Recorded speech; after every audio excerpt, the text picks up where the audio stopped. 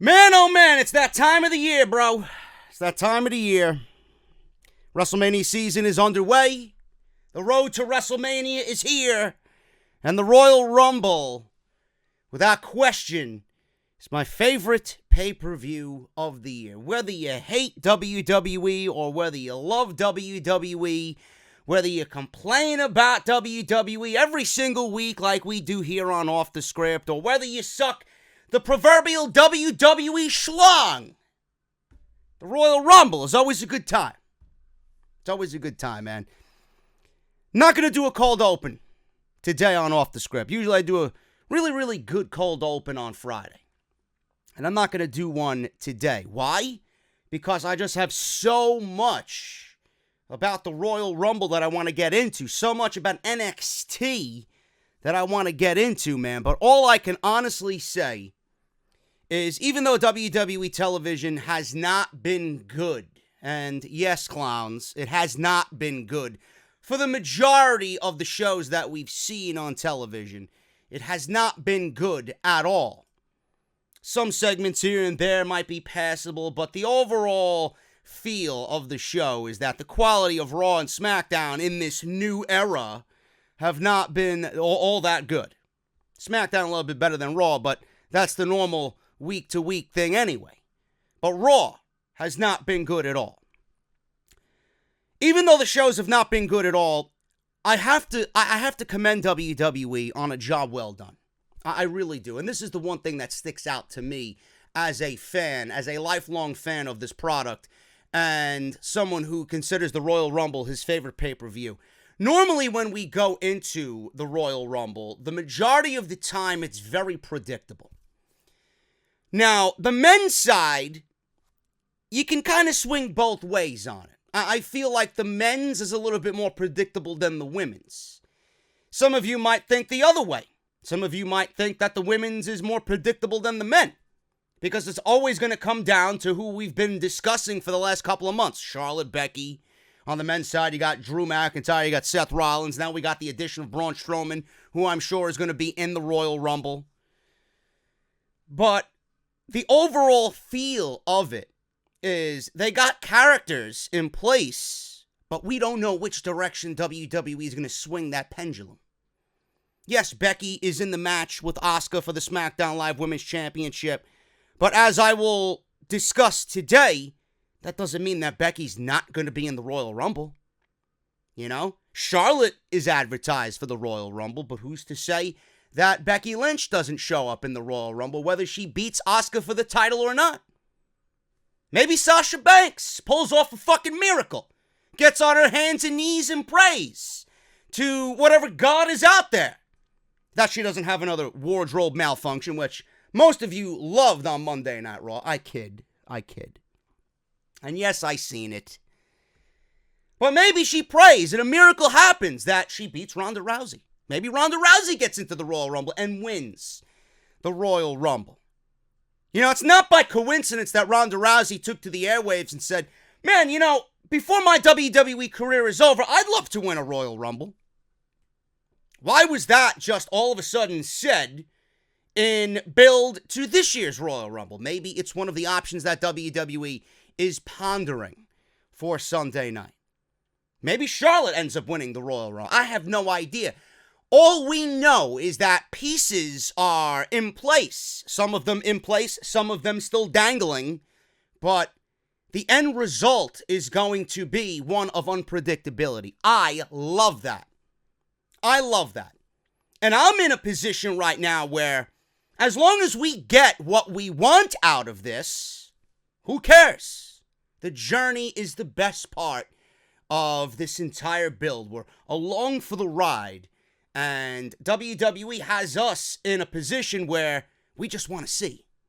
That's the best thing that WWE could be doing right now. Having their fans in a position where we don't know what's going to happen. There's so many different variables that we just don't know what's going to happen. Same thing with the men. Everybody's predicting, including me, Seth Rollins is going to win the Royal Rumble because it's just common logic. One cancels out the others. it's Seth Rollins' time, and I'm going with Seth Rollins to win the Royal Rumble. But there's an inkling of doubt in everybody's mind. Drew McIntyre has proven he's a dominant beast on Monday Night Raw. Braun Strowman is back. He was pulled from the championship match. Who's to say WWE doesn't go with Braun Strowman in the Roman role and he wins the Royal Rumble? I hope not. I hope not. I might drink some unknown substance on this show Sunday night after the Royal Rumble if he wins the Royal Rumble. That's how much I don't want to see Braun Strowman win the Royal Rumble. But it's a variable in place to create unpredictability. So as far as the Rumble goes, they have it so perfectly down to that I think it's an absolute can't-miss event. Now, the one thing I don't like about the Rumble this year is that WWE has, yes, their favorites. WWE has their favorites to win both the men's and the women's Royal Rumble, but this is a common theme throughout Rumble history. They don't fill the match with a lot of potential winners. I've said year in and year out, and I'm going to state it again this year in 2019, out of a field of 30, and this, it's going to take a little bit longer for the women to get up into this percentile, because there's really no believable women in the WWE right now because of WWE's agenda for Becky, Charlotte, and Ronda. Now, we all know that that's where it's leading towards WrestleMania, but for the men, they have no excuses. Out of 30 men, there should be at least 10 in that Rumble that you could think could win that Royal Rumble. There should be at least a third of the field in a believable role. Oh, I could see him win the Royal Rumble. Oh, I could see this guy win the Royal Rumble. I could definitely picture that guy winning the Royal Rumble. But WWE has done such a piss-poor job at building up their talent throughout the year that when all is said and done and we get to Sunday, there's only 3 real believable threats in the Royal Rumble. And they're all from Monday Night Raw. I don't believe in a Samoa Joe. I don't believe in a Randy Orton winning the Royal Rumble. I don't believe in a Rey Mysterio or an Andrade Cien Almas, no matter how many 5-star classics they have on SmackDown Live. They really haven't done anything to position those guys as, well, I could see him winning the Royal Rumble. You can't. You can't sit there and tell me that any of those other guys outside of Rollins, Strowman, and McIntyre are believable for the Royal Rumble. You can't. That's the only thing I would say is a negative going into this Royal Rumble. Everybody else is there. And WWE is going to be building around those top 3 guys. Same thing for the women. You know? WWE is going to be building the Rumble around a Charlotte and around a Becky who's not advertised for the Rumble, but I do believe will be in the Royal Rumble. And Ronda Rousey, who's the Raw Women's Champion, who undoubtedly will be in the WrestleMania main event. That's the only thing I could say that's a negative on the Royal Rumble Sunday night. But WWE has done a very, very good job at creating an entire card from the bottom all the way to the top that when all is said and done, this could very well be the best show of the year for the main roster. Got to get that in there for the main roster. But I'm excited for the Rumble, man. I can't wait for Sunday night. I feel like a little kid every single year. Every time the Rumble comes around, you know, I'm just excited. No matter how much I loathe their creative direction, no matter how many times I sit here Monday, Tuesday, Friday, Saturday, Sunday, and just rip the product to shreds, which some people think is a gimmick. You know? It's not a gimmick, folks. What I do here is not a gimmick. You know? I might take my real-life personality and amp it up a little bit because that's what YouTube is for. You guys want to be entertained. I know how to entertain you, but everything that I state here on this podcast is exactly what I would tell you in person. No different. The product sucks. No matter how much the product has sucked, the Royal Rumble is the Royal Rumble. And I just hope that WWE, with everything that they've got so far for Sunday night, I hope it's a good show. And I hope that their creative juices finally take a turn for the better. That's all I ask for. You got so many variables and so many pieces in place to make everything just seem so special. I hope that they finally sit down and come up with something for all of us to fucking enjoy with minimal complaint. That's all I want. That's all I want. WWE has no excuses going into Sunday with what they got planned for the Royal Rumble, man. This is Off the Script, episode 258. This is part number 1 for your Friday Royal Rumble weekend, man. I want to thank you guys so very much for joining me here on the show. If you can be so kind, please hit that thumbs up down below. I would greatly appreciate it. I want to get this out because A, it helps. B, I want to see how many people are with me this weekend, man. We just hit 105,000 subscribers, so thank you guys so very much. Feels like yesterday in which I just hit 100, and I got news on that in just a little bit. But if you can be so kind and hit that thumbs up, man, I want to see the goal here, okay? The goal is 2,500 likes on this very video. If you guys can do that, I mean, I'll buy you all around. What do you expect from me? So thank you guys so very much for all the support, man. Speaking of YouTube, we just hit 105,000 subs, 105,200 to be exact. I actually got in touch with a YouTube human, someone legitimately, a human being that works at YouTube. I figured it was all fucking androids, you know? Hi, how can I help you? This is YouTube.com. You want a silver play button plaque, but your channel does not qualify. I thought I was going to get that type of response. Today. But I got in touch with a human being, and I emailed him, like, listen, where the fuck is my plaque at? Where's my plaque? I want to hang this bitch on the fucking wall somewhere, whether it's in the office here or in my living room. Where is it? And they kindly got back to me. They reviewed my channel. I qualify, so I guess I'm in good standing with YouTube. Good on me. And my silver play button will be here for my birthday. February 6th. It should be here February 6th. And I don't know if I'm going to do a regular video on it or if I'm going to unload it here and present it on the podcast. But it's coming, man. The plaque is coming. So thank you to everybody that has been on my team since the very beginning, man. This is a momentous occasion, and I love each and every one of you. You know, I don't say it enough. Without you guys, I'm nothing. Without you guys, I might be at the bar fucking getting drunk every night. Without you guys, I might have dipped into a serious depression. And without you guys, I truly have nothing.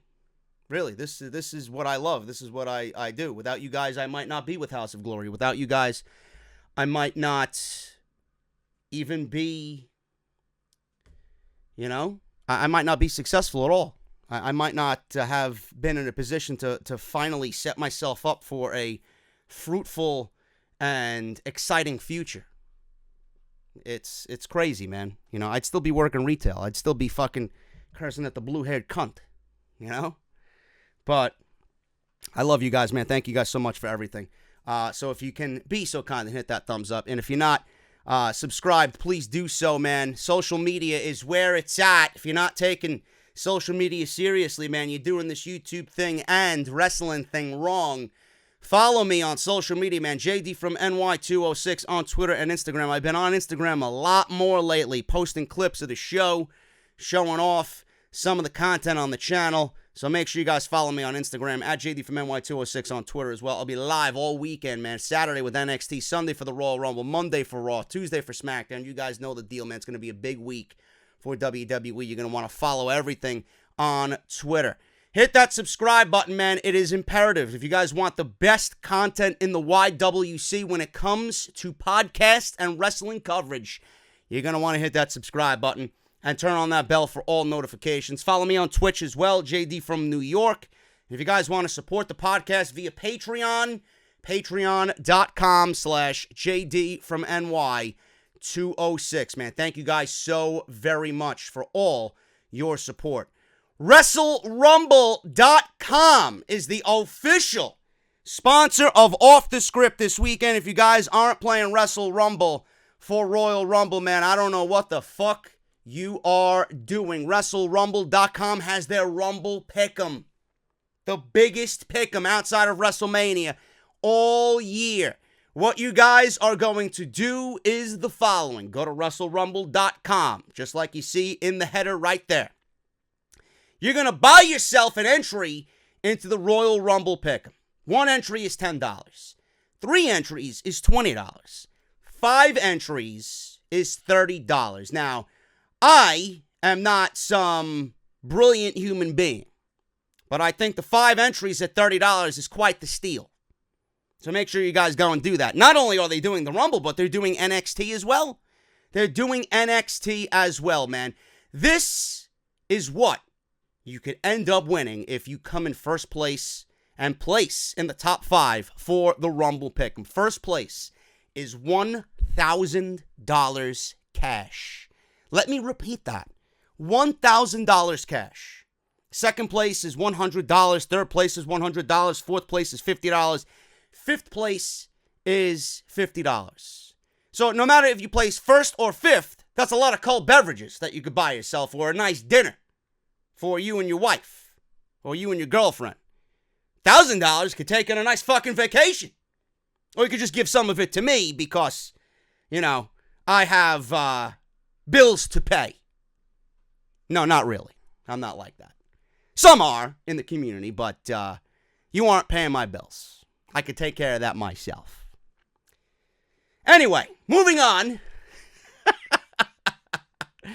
Man, the amount of fucking times my name is mentioned elsewhere in the YWC is absolutely fucking pathetic, man. I don't do anything. I mind my own fucking business over here, man. I don't tweet about anybody.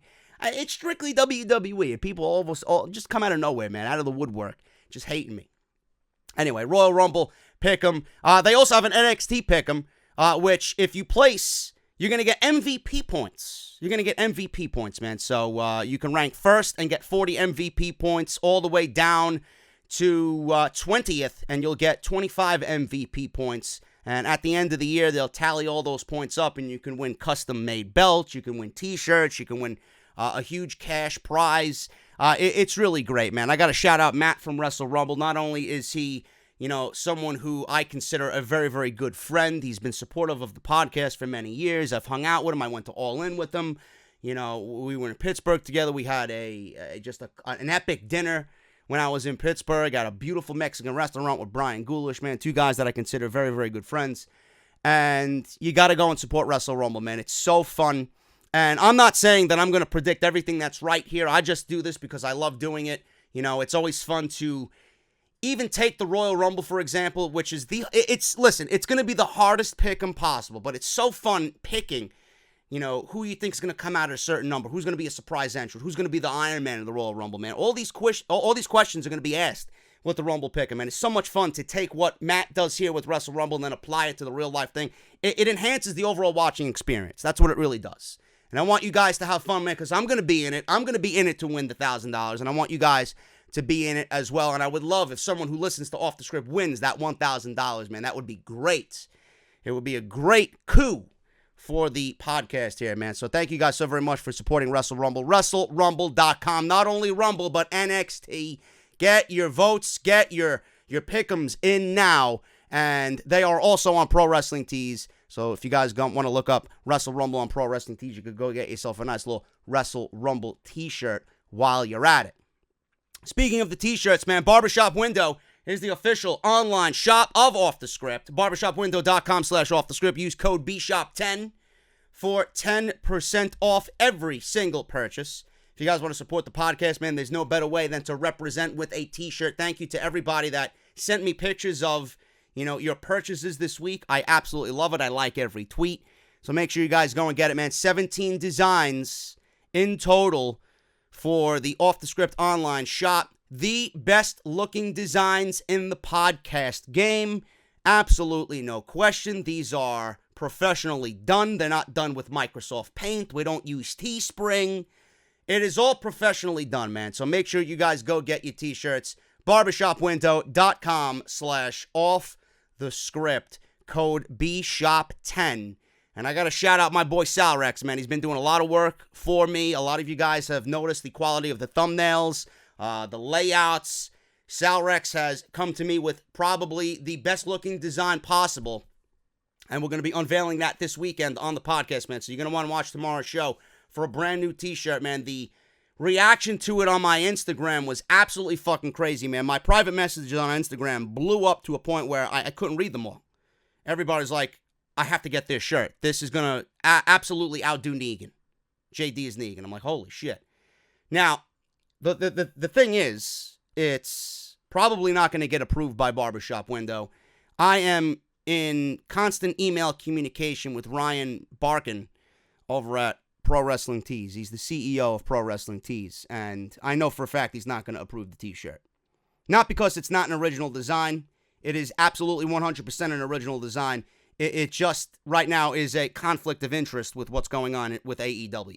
That's all I'm going to say right now. So I'm going to have to find another home for it, and I'm in the process of doing that, but it's going to be one of the most epic shirts that I've ever put out. I got to thank my boy Sal Rex for his commitment to what I do here, and another guy, not only that I consider a work partner, but a good friend of mine as well, man. So thank you so much to him, and thank you to everybody that's purchased a t-shirt on barbershopwindow.com.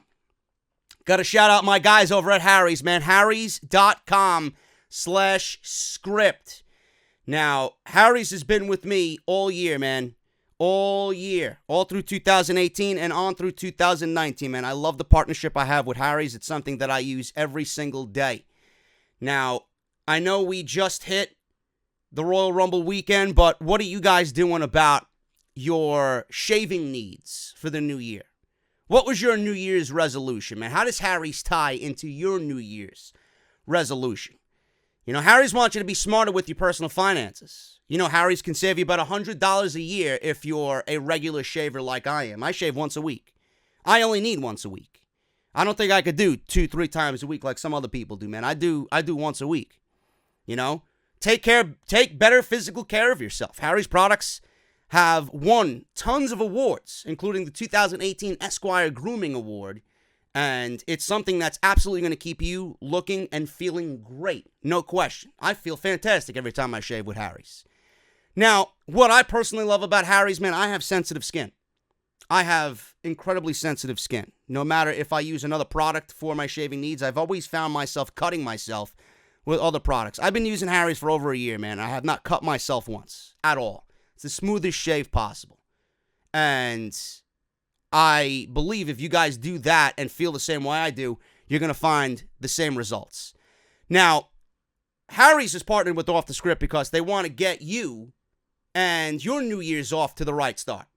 So we have this trial offer for you. And I want you guys to go and do this right now. Harrys.com/script.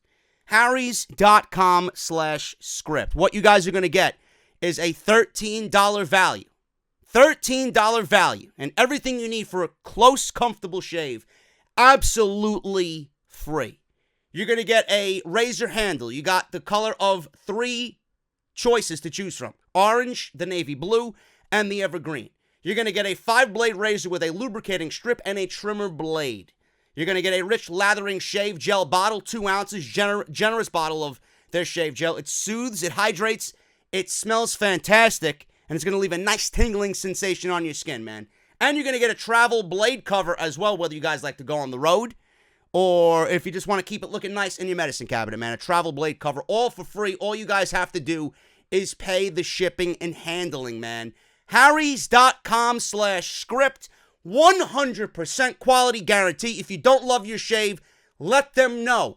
And you're going to get a full refund, no questions asked, man. Harrys.com/script.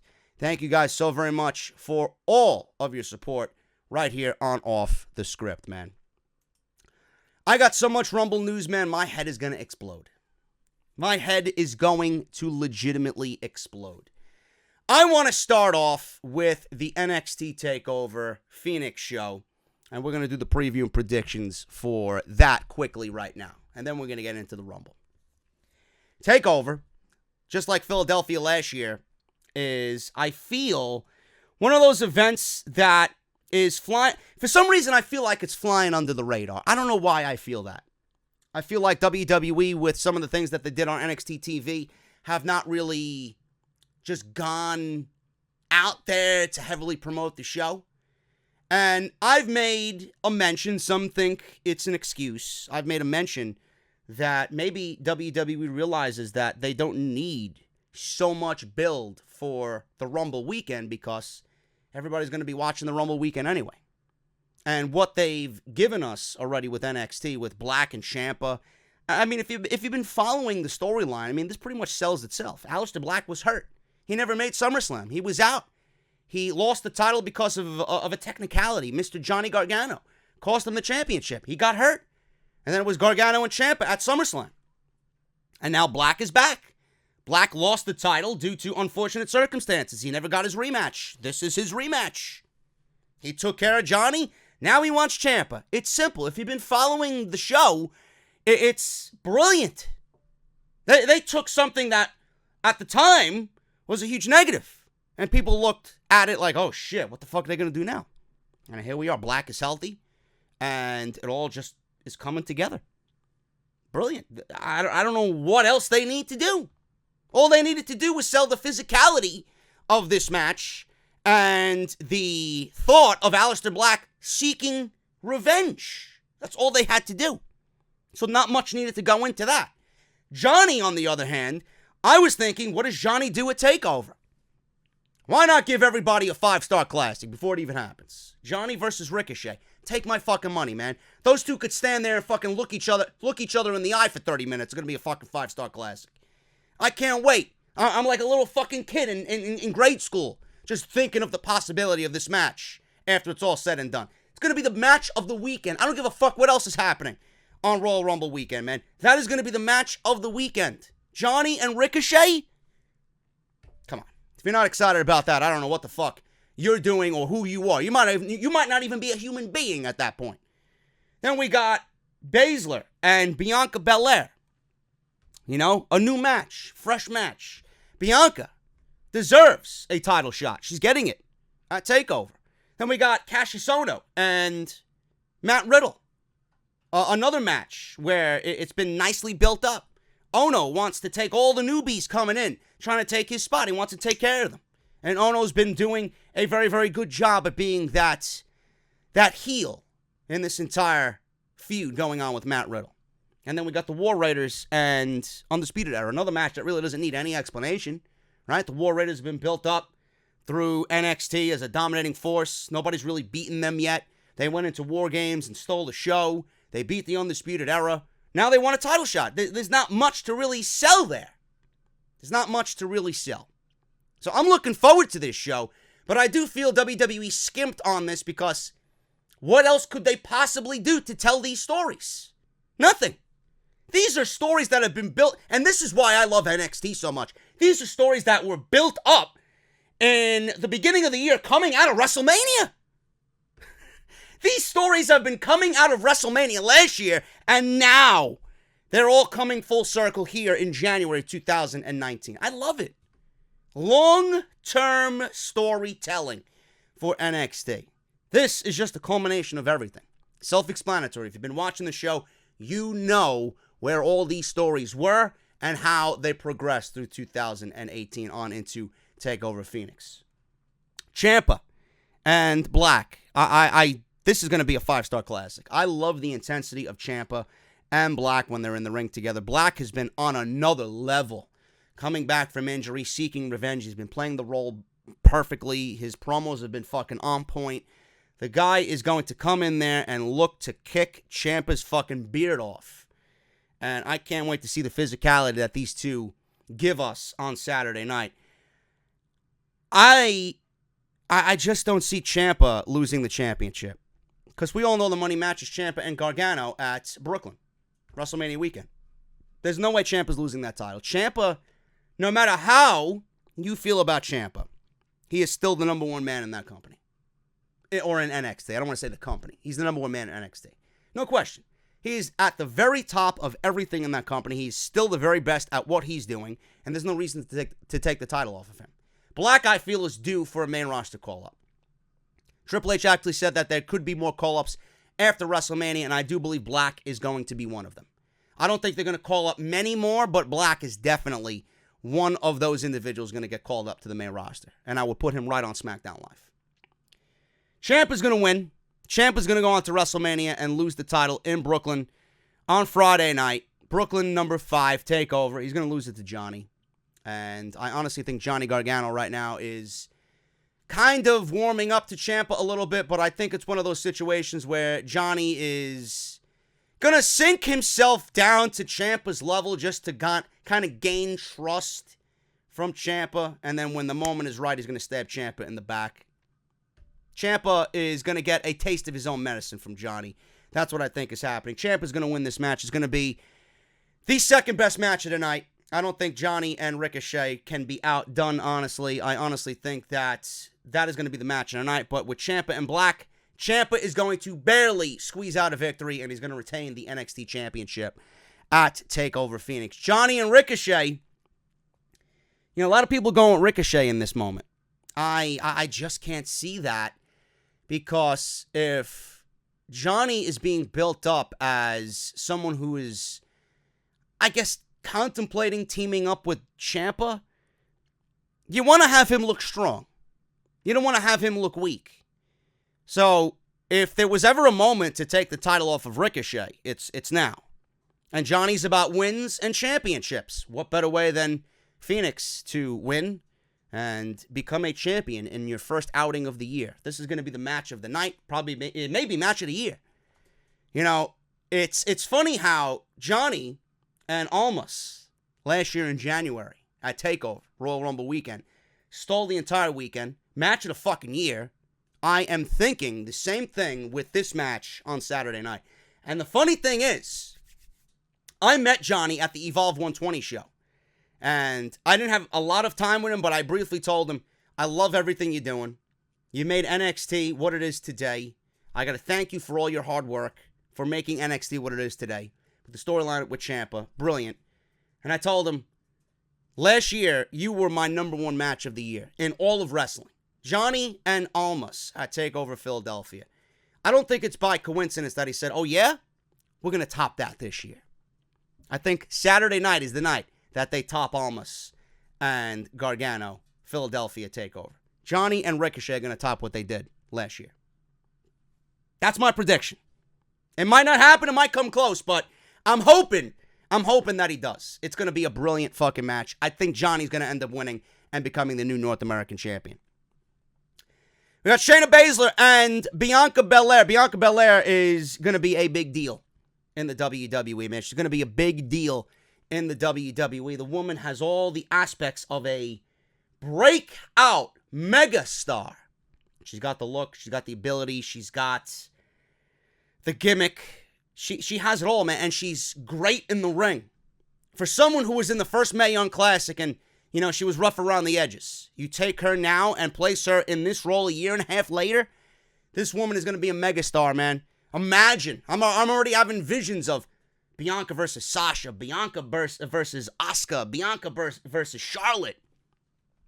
It's going to be an unbelievable ride with Bianca Belair. She is going to be a megastar. But she's placed in this situation because she's undefeated. There really is no one else right now that could fill that void. Kyrie just lost the title. Nobody else has really been built up. Bianca's undefeated, so why not? And this is a fresh matchup. I don't know. Bianca was portrayed as a heel. I'm assuming she's going to be playing the babyface role in this. And I think it's going to end up being a very, very good match. It's going to be a different match than what we've seen with Shayna and the others, but I'm going to be interested to see how Bianca works with someone like Shayna, who's very ground and pound. She likes to slow that pace, work a very methodical pace. Bianca is very athletic. She likes to turn it up a notch. It's going to be interesting to see the two dynamics between the two. In the end, I've been calling for a Shayna Baszler call-up for months now. I don't want to sit here and tell you that, oh yeah, Shayna's definitely losing the title and she's getting called up. She could definitely get called up with Black because they're both due. Black and Baszler are no question being called up after WrestleMania. No question. I cannot see Shayna doing much else in NXT after this second title run. But I don't think Bianca is taking the title from Baszler at this point either. Now, I'm going to go on and say that Bianca is going to win, but she's not going to win the title. I think Bianca is going to win, but there's going to be interference from the horsewomen.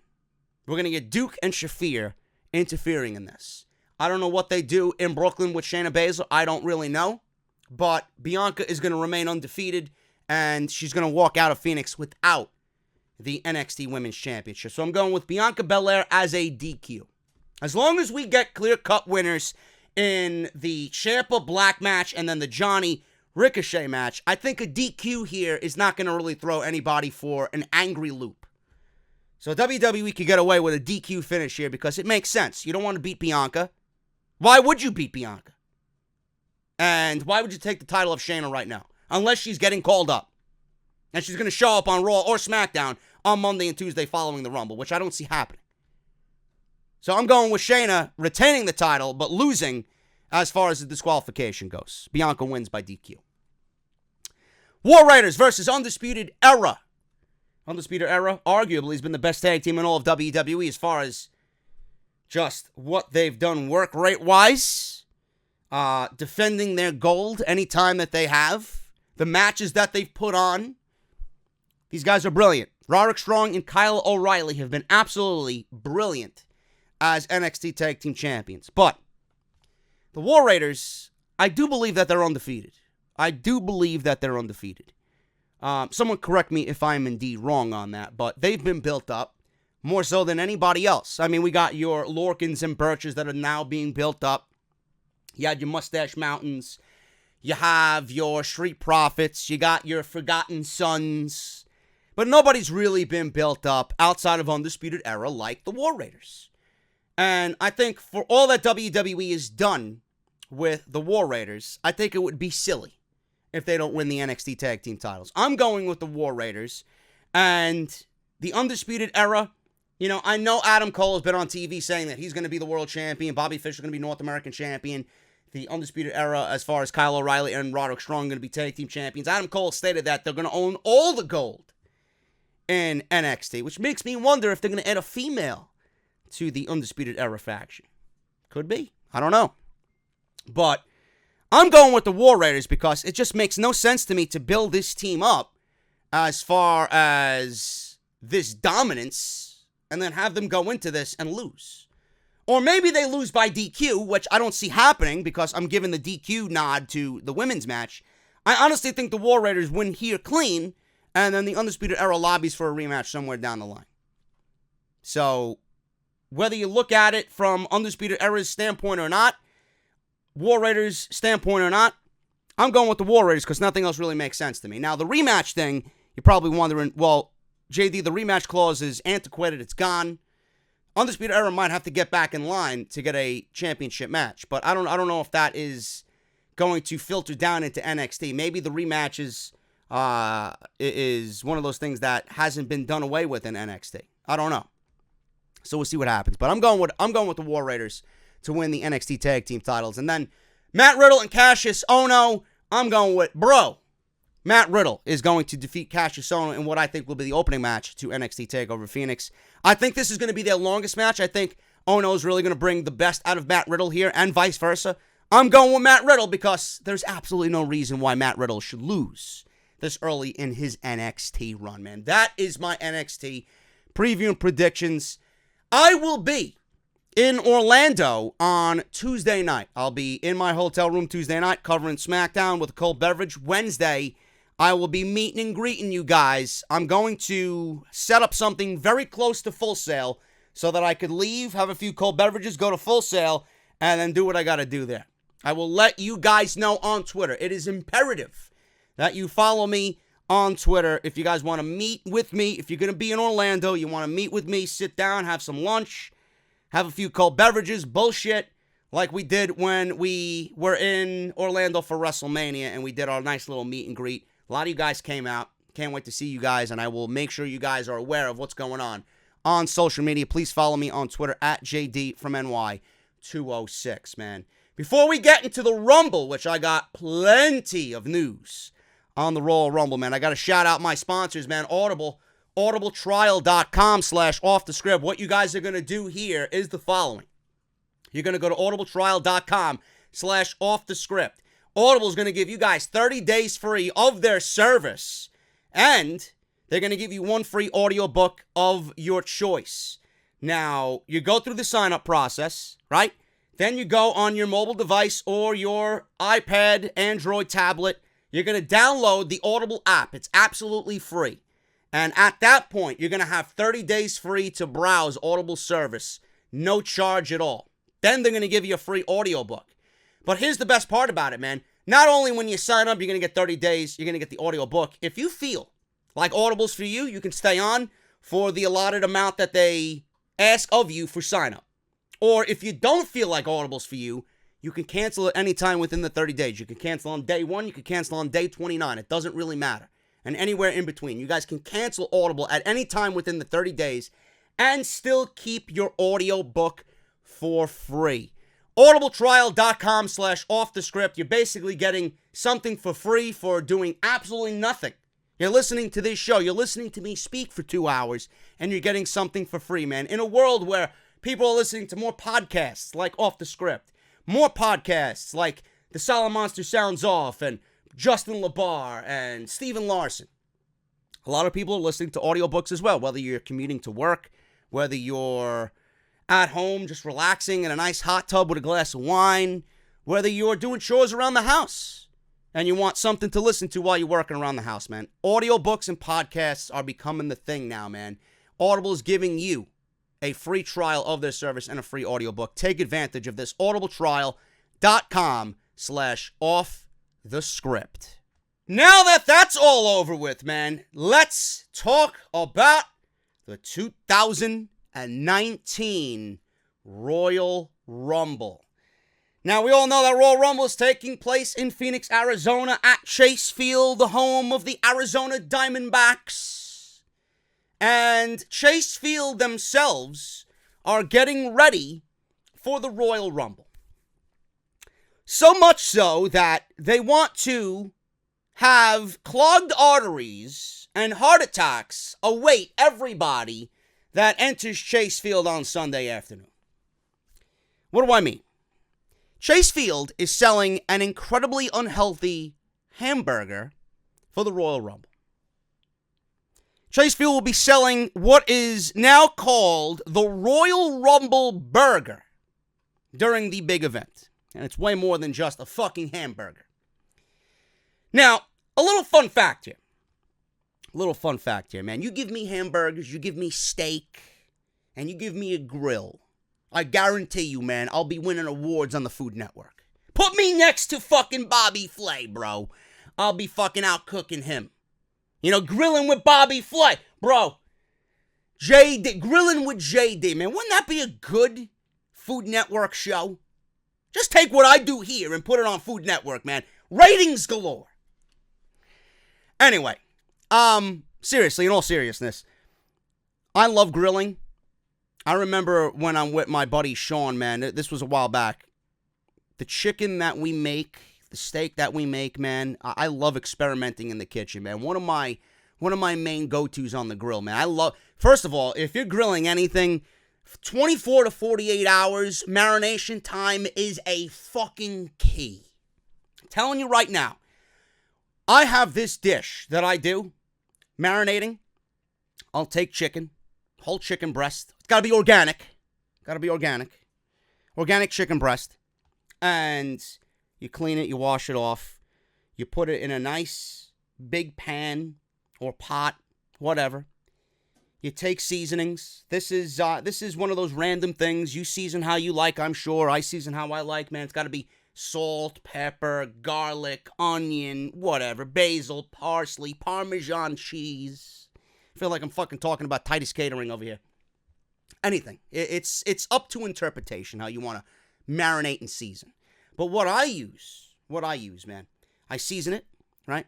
I take a fork or something to poke holes into the chicken. So that way, anything I'm going to put on top as far as marination is going to be seeping into the thing, right? I coat the chicken with heavy cream. Not too much. Only enough to where it's going to seep into the holes, right? And there's a reason why I do heavy cream.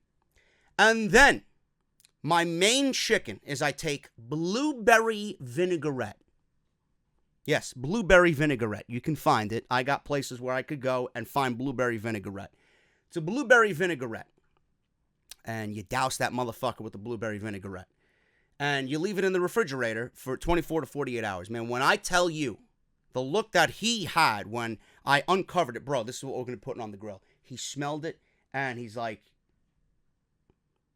he got wet in the pants just by smelling it, and it was raw chicken. What the milk does is the milk makes it even juicier. And it's not too much. I don't want you to douse it in fucking milk. I don't want you to be like Kurt Angle, Milkomania. But it's going to be one of those things that just when you bite into it after it's on the grill and it's been marinated in this milk and this blueberry vinaigrette, oh my God, dude.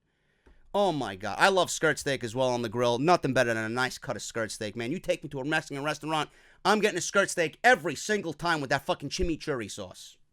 Done. Rice and beans and a nice salad. Dude, one of my most favorite meals on earth. That. Anyway. I feel like I'm fucking talking about a food podcast over here instead of wrestling. Anyway, Chase Field is selling this unhealthy burger. Listen to this shit. I wouldn't fucking come close to this thing if you fucking paid me all the Wrestle Rumble money. First place all the way up to 5th place. This burger is an 18-ounce bratwurst patty on a toasted onion roll. First of all, gotta be potato roll. Any hamburgers that you make need to be potato buns, bro. I'm telling you right now. Onion roll. What the fuck? You're already fucked up already. Onion roll with cheddar cheese, smoked bacon, crispy coleslaw, fried onions, and barbecue aioli sauce. Am I done? No, I'm not done. Listen to this. It's topped off with fried macaroni and cheese wedges. If you are going to the Royal Rumble, I want you to send me a picture of this and vlog yourself eating it. I don't know how the fuck. You're going to be like fucking Guy Fieri over there. You know how you watch DDD, Diners, Drive-Ins, and Dives, how he doesn't like getting his shit dirty? He wears these nice shirts to the fucking restaurants that he goes. He goes back into the fucking trenches. He's wearing a fucking $10,000 Breitling watch. He's over there. Oh, you can't get me dirty. Meanwhile, they're serving him fucking slop all over the place. He got his elbows over here trying to bite into the fucking burger or whatever the fuck they're selling him. Or they're selling him on, right? This looks, I seen a picture of it. There's no fucking human way possible you're eating this with a fucking, with both your hands, man. This looks like a knife and fork deal. If you're going to the Rumble, if you listen to the podcast, I'm telling you right now, if you're going to the Rumble, I want you to vlog yourself eating this for me. I will retweet you 1,000 times over on social media. Please. That sounds god-awful. God-awful. What also sounds god-awful is the fact that we're getting JBL calling the Men's Royal Rumble. WWE has announced that Jonathan Coachman, David Otunga, JBL, Charlie Caruso, and Shawn Michaels, Booker T, Jerry Lawler, Beth Phoenix will all be a part of the Royal Rumble kickoff pre-show this Sunday. Starts at 5 p.m. Kayla Braxton, Dasha Fuentes, and Sarah Schreiber, whoever the fuck that is, will handle backstage interviews. Michael Cole, Corey Graves, JBL, and Jerry Lawler will be calling the 30-man Rumble match. One too many fucking people there. Why you need JBL there? I don't know. John Bradshaw Layfield. Stick to Fox News, you fucking clown. Beth Phoenix, Renee Young, Corey Graves, and Tom Phillips will be calling the 30-woman Royal Rumble match. Cole, Graves, and Renee will be calling the Universal Championship match between Brock Lesnar and Finn Balor. And Sasha Banks versus Ronda Rousey for the Raw Women's Championship. Phillips, Graves, and Saxton will call the AJ Styles versus Daniel Bryan match. They will also do the Shinsuke Nakamura and Rusev match. Becky Lynch versus Asuka. And The Miz versus Shane McMahon. The Miz, not The Miz versus Shane McMahon. Miz and Shane McMahon versus The Bar for the SmackDown Live Tag Team titles. That will all be Jesus Christ, I can't even fucking talk. Talking about grilling. I was gonna call them grill-ups. Phillips, Graves, and Saxton, they're going to do all that for the Royal Rumble. So, obviously, WWE has way too many announcers, having way too many duties and responsibilities on Sunday night. So that is what is lined up for the Rumble on Sunday night. Now let's get into the card, man. Each match I have an accompanying news story on it. This is what we do here for the preview and predictions instead of just me going over everything and what we've seen on television. That's boring. I give you guys a little news with each show, and I got a ton of news on literally everything here for the Royal Rumble on Saturday. We're going to start off with the WWE Championship match. AJ Styles versus the new Daniel Bryan, or the real AJ Styles versus the new Daniel Bryan. Now, WWE had this segment on SmackDown Live where AJ was in the ring with Vince, and Vince was going to oversee a stare down or face-to-face with Bryan and AJ Styles. I found this news article here, which is kind of ridiculous, and it makes it even more stupid why WWE did this angle anyway on the last SmackDown of the year. The angle where AJ punched Vince McMahon and he laid there on the concrete smiling as people were trying to help him up. Apparently, WWE wants you to forget about AJ Styles punching Vince McMahon. Now, AJ did lay out Vince McMahon on Christmas night in a pre-taped episode of SmackDown Live. This segment was not known about until it aired, and it surprised a lot of people. The next week on SmackDown, in an episode that was pre-taped for New Year's Day, Styles said he isn't apologizing for punching McMahon. Then WWE seemed to drop the storyline altogether. Bully Ray brought up this fact on Busted Open Radio, that when WWE goes a couple of weeks without bringing something up, that usually means that they would like the fans to forget it even happened. He says, and I quote, "When WWE doesn't follow up on something, it normally tells me that they want us to forget about it. So I haven't seen Vince even gently remind AJ of, don't forget it, son. I know there's an animal raging inside. We're not getting anything from AJ or Vince." He stood in the ring with AJ this week on SmackDown Live, and they did the promo and the back and forth, and did that promo really get us anywhere and anything? No. End quote. I have to agree with Bully Ray.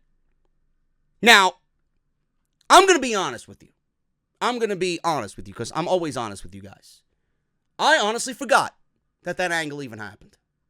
I guess whatever they want to have happen is working on me anyway. Do you guys remember that? Or do you even care is the better question. Do you care about that angle? Where was it going to lead anyway? Now, I don't know why they want you to forget about that. And the only thing I could come up with is the fact that AJ hasn't signed the new contract yet. Maybe they want something to happen, and maybe it's a long-term thing, but AJ hasn't signed the new WWE deal yet. I have no idea. He's being very stingy about signing a new deal, and we don't have any explanation as to why that is. Is he contemplating AEW? Or does he want to stay with the WWE? AEW, I'm sure, is looking very attractive in more ways than one. Money, lighter schedule, match with Omega. Imagine Kenny Omega and AJ Styles battling it out for the AEW World Championship. You're not going to get excited about that? You don't think he's excited about that? Kenny wants AJ. Sure, AJ wants Kenny. It may be the only way for that to happen before AJ retires. Because Kenny ain't coming to the WWE. By the time Kenny comes to the WWE, AJ will probably be retired. So, I don't know what the reason is, but that's the only logical thing I could think of. AJ hasn't signed a new deal yet. They don't want to invest in the storyline if they don't know if he's staying or going. So WWE wants you to forget about AJ punching Vince McMahon. That is coming directly from Bully Ray on Busted Open Radio. But that is the only news I have on the WWE Championship match. Daniel Bryan has been absolutely brilliant in his role as heel WWE Champion. That was topped off by his great promo on Vince McMahon about the baby boomers and Vince McMahon sucking the money out of WWE, and he doesn't give a shit about anybody else. I am very torn on this. Does WWE give AJ Styles the WWE Championship, or better yet, do they even think about giving him the WWE Championship if he hasn't signed a contract yet? Now, it may be one of those things that's not known to anybody. Maybe he did sign a new deal, and we just don't fucking know yet. WWE doesn't release contract information, and why would they, knowing that AEW has snipers on buildings waiting for AJ's contract to expire in April? Why would you take the title off Daniel Bryan? Why? Daniel Bryan is quickly becoming the best thing about SmackDown Live. Why would you take the title off him when he right now is excelling at every single fucking thing he's doing in this role? And he is absolutely brilliant. He is legitimately the best thing on that show, and you don't take the title off of Daniel Bryan or anybody in his position when you're the best at what you're doing right now. There legitimately is nobody else on that roster, SmackDown Live, that comes close to what Daniel Bryan is doing right now. Now, I've heard reports that WWE wants to give Randy Orton the ball on SmackDown Live, but does he really want that position? I'm sure he wouldn't mind being a WWE champion again, but with WWE champion, that comes a lot of responsibility. And you got to think about WrestleMania. If Daniel Bryan is not the WWE champion going into WrestleMania, what does he do at WrestleMania? What does he do at WrestleMania? I don't know. I don't even know what he does as WWE champion going into WrestleMania. But with AJ, it's a little bit more of a clearer route. If AJ wins the title, no question in my mind, we're getting an AJ Styles versus Randy Orton match at WrestleMania. I'm pretty sure WWE sold on that. I've been hearing that rumor for months now. So AJ and Randy Orton could be headed towards a match at WrestleMania. But if Daniel Bryan win or loss at the Rumble, what does he do at WrestleMania? That is up in the air. I don't know what they're doing here. All I know is Daniel Bryan right now is too good at what he's done to take the title off of him. I do not beat Daniel Bryan here. I think AJ's contract is definitely going to come into play. He hasn't signed yet. Why give him the title if he's not signed yet? Or better yet, WWE could think the opposite. Let's give him the title so that he's happy and he signs. But he didn't want the title anymore because he wanted a lighter schedule. Very, very, very up in the air situation. I'm going with Daniel Bryan. I'm going with Daniel Bryan to retain the WWE Championship. It's going to be a barn burner. It's going to be a great match. Their last match was fucking fantastic. I expect nothing less than these two at WrestleMania. Raw Women's Championship. Ronda Rousey versus Sasha Banks. Raw Women's Championship. Sasha Banks reveals the biggest influence on her boss character. Banks signed with the WWE in the summer of 2012 and debuted on NXT television in December of that year. In her TV debut against Paige, Banks had not yet developed her heel boss persona. While in NXT, the staff saw something in her as a worker. Banks says she found herself not being pushed. She says, and I quote, "At the time, I wasn't really being used, or I was being used as a good hand, so to speak. I was looking around at what they had and what they didn't have at the time at NXT, which were heels." Sasha says that Tyler Breeze and herself were both in a similar spot. Breeze suggested that she pitched 10 different character ideas to Dusty Rhodes. The boss character, or the boss persona, was her first pitch. Sasha has brought out a lot of that boss character in the build to this Ronda Rousey Raw Women's Championship match. I wish it was given a little bit more time to develop. Sasha even made mention that, this feud was called about in about 3 weeks ago. And she found out about it when she arrived to work on that very Monday when it was announced. And she doesn't like that. She's made it very well known that she doesn't like how Monday Night Raw operates. It's just mass confusion. You're told about things minutes before they happen, hours before they happen. There's no time to prepare. And the first thing that went into her mind is she's very old school. This doesn't have enough time to breathe. We're going from point A to point B, and then point B to conclusion. There's no build. There's no build. This is a one-and-done match. Sasha is a casualty to the Ronda, Becky, Charlotte situation. Now, WWE, it could be reported that WWE is spinning this whatever way they want. Oh, Ronda called for Sasha. Ronda respects Sasha. Ronda wanted Sasha. Whatever. All we know is that anybody that steps into the ring with Sasha Banks is pretty much taking an L. Now, Ronda is not losing the title. There are a few people coming at me saying, "Oh, JD, Ronda's going to lose the title. There's a possibility Ronda could lose the title." That would absolutely be the dumbest fucking thing for WrestleMania that they could ever come up with. There's absolutely no way with what is going on that Ronda Rousey is losing. If Ronda loses the fucking title, man, what the fuck do I know? Why am I even doing this anymore? If Ronda loses the title, why is anybody doing this anymore? Now, it's okay to make a bold prediction, but there's a difference between prediction and logic. It's okay to make a funny prediction. Yeah, Ronda's going to lose the title. But she's not. You can make that prediction knowing good and well that she's not going to lose the title. Why would WWE give the title to Sasha Banks? Why? Well, I love Sasha. I think she's great. But Ronda on social media, when the Revival's tweeting about the Young Bucks or about them leaving, Sasha tweeting on social media, take me with you. That's the mentality of a champion in WWE. Take me with you to a competitor. Do you think WWE doesn't monitor Sasha Banks' social media? Of course they've seen that. You know, all I want to do is wrestle. All these cryptic tweets that Sasha puts out. No wonder she's in fucking hot water. It's like Sasha Banks has a permanent home in WWE's doghouse. She acts like me. No filter on the woman's mouth. Good. Good. She knows she's a superstar. Everybody knows she's a superstar. She knows she could go anywhere else and fucking be king or queen shit. Anywhere else. You know?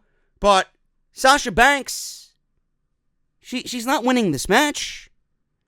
I'm loving the boss character coming on out. Slowly but surely. I've always said that Sasha Banks works better as a heel. She lives that gimmick. She is that gimmick. This goody two-shoes hugging Bayley, you know, being suppressed. Who the fuck wants to see Sasha Banks come off as like, hee-hee, tee-hee, you know? Sasha Banks is a bitch.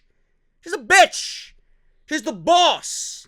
Bosses don't go around giving hugs and kissing Bayley, you know? She's not going around playing with fucking Barbie dolls and sniffing roses in the garden, you know? She's going to beat the shit out of you and she's going to say everything that a boss needs to say. Bitch, I'm better than you. What line, bitch? Get to the back of the line, you fucking bitch. That's what she's going to say. And then all of a sudden she flashes the 4 at Ronda. That's the boss right there. You know? Sasha is the ringleader here with all of this. You know? But, yes, the boss character that's come on out, you know, not only does it make Sasha a more, I guess, a character that we can invest more time in and genuinely care about, but it just makes her overall just everything better. It's going to make her better in the ring. It's going to make her psychology in the ring better. It's just going to make Sasha Banks better overall. That's why I think WWE's fucked up with Sasha Banks. I hope she didn't sign a new fucking deal. Imagine her in AEW. Anyway, the boss character has finally come out after so many months, and I'm loving it. I'm loving it. Now, with what they did on Monday Night Raw, this is in my notes too. I have to mention this. I ranted about this on social media. I ranted about this in the Monday Night Raw review. Now, Ronda and Natty were teaming up on Monday Night Raw against Bayley and Sasha, okay? I don't know why WWE put these two women in the ring together, like Ronda and Sasha in the ring 6 days before Royal Rumble. Why? Why are they in the ring together? Sasha Banks has been kept away from Ronda Rousey. Sasha Banks, honestly, if you want to think about it, has been the only woman on Monday Night Raw that has not been in the ring in some capacity with Ronda Rousey. So WWE either they did it strategically or just purposely, whatever, probably purposely. They kept them away from one another this entire time. They had absolutely nothing to do with one another. And then 6 days before the Royal Rumble, you want to put them in the ring now. Where's the care? Or where's the anticipation that we all should be having about this match? And then on top of it, the cherry on top of the cake is that they get Sasha Banks to apply the bank statement on Ronda Rousey. Why are you giving away the one aspect of this match that people are wanting to see on Monday Night Raw? Where the fuck is the creativity and the anticipation for this match? You gave everything away on Monday Night Raw. What the fuck did you do? Whoever came up with that decision, I'm going to sit here and tell you, you are a fucking idiot. That was terrible. Absolutely terrible. They did the same thing with Ronda and Stephanie McMahon before WrestleMania. Ronda Rousey suplexing Stephanie McMahon on Monday Night Raw. That was the whole selling point of that tag team match. This was the whole selling point of Ronda and Sasha. Ronda wants to break Sasha's arm. Sasha wants to tap out Ronda with the bank statement. You gave it away. 6 days before Royal Rumble. Fucking people, man. Absolutely no build for anticipation. Sasha complained about the build. I would love to know what the woman thought about that. Anybody with an old school mind would know that that is fucking ridiculous. Absolutely ridiculous. So Ronda's team loses. Natty gets tapped out to the bank statement. Of course, they weren't going to make Ronda tap out at all. That would be fucking the dumbest decision I think this company has ever made. People are talking about Ronda suffering her first loss in WWE on Monday Night Raw. Let me tell you something with the fucking people that said Ronda suffered her first loss. These are the people that are salty that Becky Lynch may be the one to give Ronda Rousey her first loss. So they're going to find any excuse for Ronda to, oh, Ronda lost already. Becky's not the first one. That's all I thought about with that. Listen, Ronda never lost one-on-one. So Ronda's shoulders were not pinned to the mat. Ronda didn't tap out. Ronda didn't lose by DQ. There's no loss here. Unless it's a situation where Ronda had her shoulders personally pinned or Ronda's tapping out, Ronda didn't suffer a first loss on Monday Night Raw. I don't care. These are the salty idiots who want nothing more than for Becky to not be the one. Tough shit. Ronda didn't suffer any loss on Monday Night Raw. I don't even think you remember what happened on Monday Night Raw. Fuck out of here. Ronda is going to retain the Raw Women's Championship. There's no way Sasha Banks is winning that match. Absolutely no way. Do I think this is going to be a good match? I certainly hope so. I hope Ronda, Sasha, we're at the PC performing whatever the fuck they got to do in this match, getting shit laid out. You know, Ronda has had a lot of her matches happen last minute. You know, the Charlotte match was planned in 3 days, and it ended up being one of the best matches of the year. Now we got Sasha Banks. And I know this match is going to be meticulously put under the microscope and compared to what Ronda and Charlotte did at Survivor Series. I'm hoping Sasha comes out on top here and delivers just as good of a performance than, you know, compared to Charlotte Flair and Ronda Rousey at Survivor Series. I'm expecting a good match here. That shit was sloppy on Monday. But that was because you had Bayley and Natty in there, and it's a tag team environment. I want to see what these two women can do one-on-one, and I think it's going to be a very, very good match. Ronda is going to retain the Raw Women's Championship. There's absolutely no way this woman is losing the title months before WrestleMania. I'm sorry. Fatal 4-Way for the Cruiserweight Championship. Buddy Murphy, Kalisto, Hideo Itami, and Akira Tozawa for the Cruiserweight Championship. This match was actually on the main show and moved to the pre-show. I fucking hate when they do that. I really do. Now, not only that, WWE had 205 Live on Wednesdays. They were filming it before SmackDown and airing it on Wednesdays, which was a much better idea. Now, WWE, with the conclusion of the Mixed Match Challenge, Mixed Match Challenge isn't on anymore. WWE is putting 205 Live back on the WWE Network live after SmackDown, where the crowd is 50% of what it was during SmackDown Live and dead. Meanwhile, you have people coming into the arena, full arena for everybody here, right? And the crowd was more lively. The show came off as better. And now they ultimately took 205 Live and did a huge disservice to the show. How many times have I told you that crowds make or break a show? Why would you put this show on Tuesdays live in front of nobody when you have Wednesday be the day, tape it before SmackDown where people are a little bit more lively? Why? Who made that decision? Guarantee it was a Vince McMahon decision. Guarantee it. That is absolutely fucking stupid. Those are people that care about 205 Live? That is the dumbest thing I heard all week. That they moved 205 Live back to Tuesdays live after SmackDown Live in front of a half-empty fucking arena. Man, it's like this company does something right, and then they take what's right and take 4 steps backwards. Like, why are you changing what works? I don't get it. Now, with the entire Mustafa Ali situation, Mustafa Ali made the jump from 205 Live to SmackDown Live. He's succeeding. I wish nothing but the best for him. I hope WWE continues to push him. They got a breakout guy, Mustafa Ali. I could see the same thing for Buddy Murphy. I could see the same thing for Cedric Alexander. Those are the guys on my list. I could see them following the footsteps of Mustafa Ali. Buddy Murphy is a huge story. Whether you watch 205 Live or not, or know who Buddy Murphy is or not, right now he's dating Alexa Bliss. I'll talk about that in a second, too, because he talked about that, too. But Buddy Murphy is someone that you need to keep an eye on. He's not the most attractive guy. He's not going to be a guy looked at as a guy that's going to be, head and shoulders above anybody else in this company. The guy is just an unbelievable hand to have, and his story is just so fucking great. How WWE wasn't even considering him for 205 Live, and he begged Triple H for an opportunity. Give me this opportunity. I'll make weight class. Put me in there. I want to show you what I can do. Best decision Triple H made for the Cruiserweights in 2018.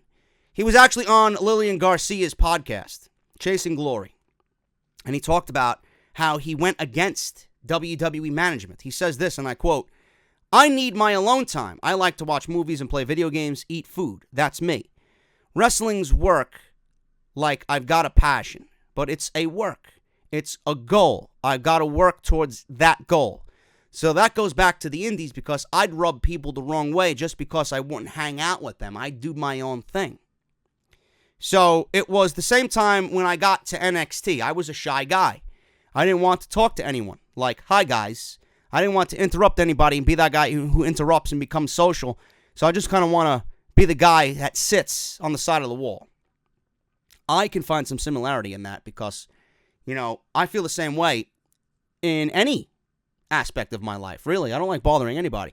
But when I do the House of Glory shows, man, I respect the workers so much. I respect, my bosses, and I respect the talent that I don't even go into the locker room. Now the thing is, with that, it's kind of a double-edged sword.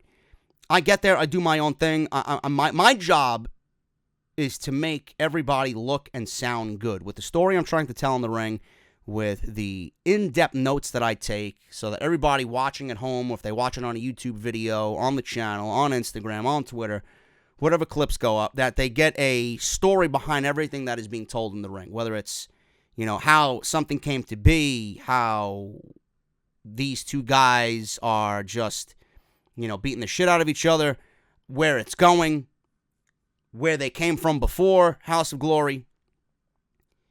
I go into the arena, I do my own thing, I sit at my desk. I don't really go anywhere. I'll meander around, and I'll greet people who are walking around the arena by ringside, but that's about it. I'll never go into the locker room. I don't like bothering anybody, and that's just the type of guy I am. Everybody thinks I'm a fucking asshole.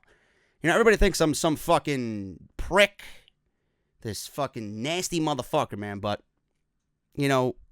those are people who take everything on social media and everything on YouTube so seriously. This is not who I am, So when I do the House of Glory shows, I could honestly find some similarity in Buddy Murphy, man. I like to keep to myself. Yeah, I really do. But like I said, it's a double-edged sword, too. I don't want anybody to come off and think that I'm disrespecting them because I didn't say hello to them, So it's like, maybe I should say hello to them, but I also don't want to bother them. I know they got so much going on right now. They're in their frame of mind, So, like I said, it's a double-edged sword, but I can definitely find some similarity in Buddy Murphy that I just want to be to myself, and I think everybody would appreciate it, but I find that to be, I found that to be interesting, so I figured I'd tell you guys here. He goes on to say, and I quote, "That led to some of this stuff. People didn't know how to take me with the Australian humor. You're going to rub people the wrong way with that no matter what. Depending on if you're the nicest person, sometimes you're too nice, and there's no winning. And that was one of those things that I realized that I have to be me no matter what, take it or leave it. I'm more comfortable to do that now than I was when I first got here," he says, end quote. Now, obviously, Buddy Murphy was able to find himself in a lot of ways. His relationship with Alexa Bliss has probably helped him find some form of socialization as well. However, it's always important to remember how much someone can value their alone time, because someone like Buddy Murphy, he's a guy that needs to be left alone. The idea of doing his own thing translated to how he was treated as his character. When Dusty Rhodes told him when Dusty Rhodes told him and Wesley Blake that they were going to be a tag team, they were told not to invest in buying ring gear because it was just something that they were trying out. Of course, Blake and Murphy had other ideas. He says, and I quote, "We were told not to invest in ourselves. Like, this is just to get you reps. Don't get gear. Don't get any of this." As soon as we left that office, it was like, we're getting our gear. Blake had it, and we were just doing dark matches, and we were just walking around Full Sail with matching gear, showing that we're invested in this. Let's do something with this. I love that. So Buddy Murphy comes on and continues to, have a great career so far in WWE. He has this big match set for the Royal Rumble. It's amazing that Buddy Murphy has come such a long way from NXT to not being wanted on 205 Live, not being given the chance on 205 Live, and now he is probably one of the best things about that show. And I see so much more in Buddy Murphy. I could see him on Monday Night Raw. I could see him on SmackDown Live. That's how good he is. And as far as him going into this match, I for some odd reason, I want to say that he's still the very best at what they got going on 205 Live right now.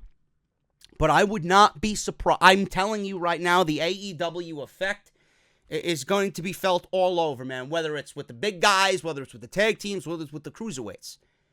Buddy Murphy has a bright future in WWE no matter what. I could see him following in the footsteps of Mustafa Ali. I honestly feel that he's still the best. But I would not be surprised that they give Hideo Itami the Cruiserweight Championship. He has just had a miserable time in the WWE, and I feel like they're going to give him the ball so that all the rumors about him wanting to leave kind of die down. I'm going with Hideo Itami to win the Cruiserweight Championship, and he's going to be the guy on 205 Live. That's what I feel is going to happen here on the pre-show. Also on the pre-show, Shinsuke Nakamura and Rusev are on the pre-show. They moved that to the pre-show as well. It's a fucking disgrace. And I'm not going to say much about this because there really is nothing about it. The U.S. title is dead. Has not been featured on the show since he won the title. Shinsuke Nakamura won the Royal Rumble last year. He won the Royal Rumble to go on to WrestleMania and challenge AJ Styles for the WWE Championship in 2018. In 2019, he's now on the pre-show fighting for a title that has not even been featured on the show in the build towards the Royal Rumble. How terrible is that? When Shinsuke Nakamura leaves WWE in March when his contract is up and he signs with AEW, you're not going to be surprised.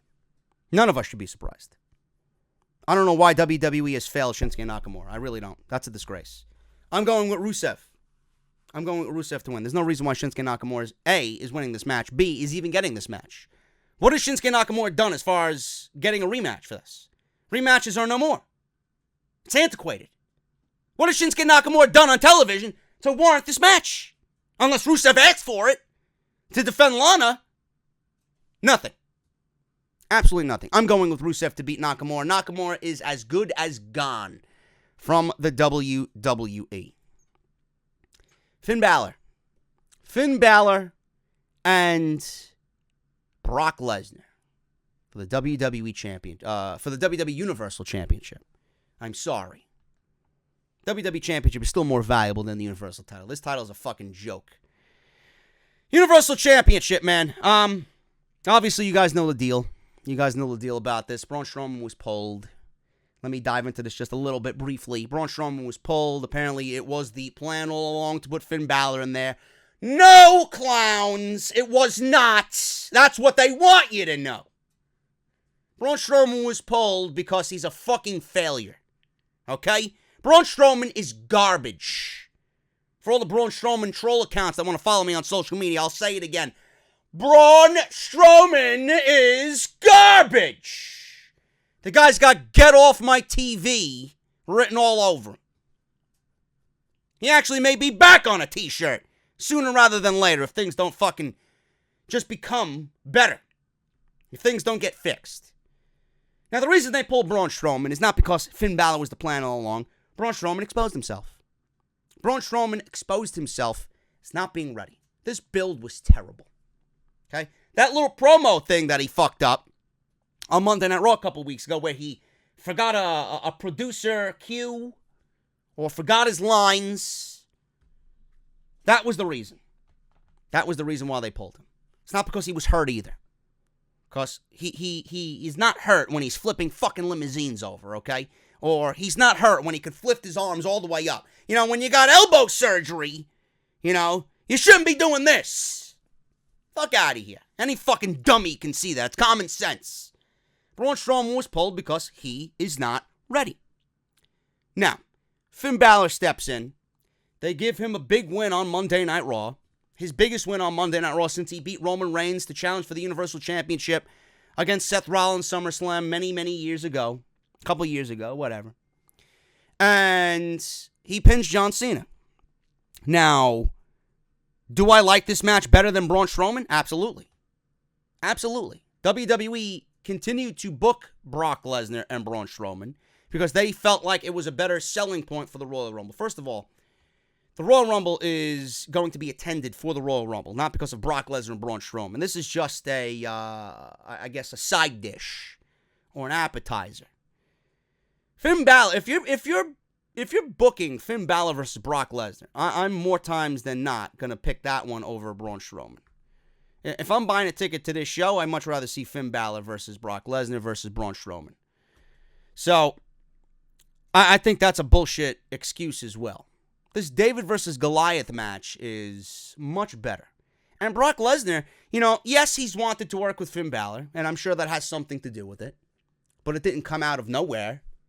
Like, it wasn't just made, you know, this wasn't the plan all along. Yeah, Brock wanted to work with Finn, but what, are you going to tell Vince to do something?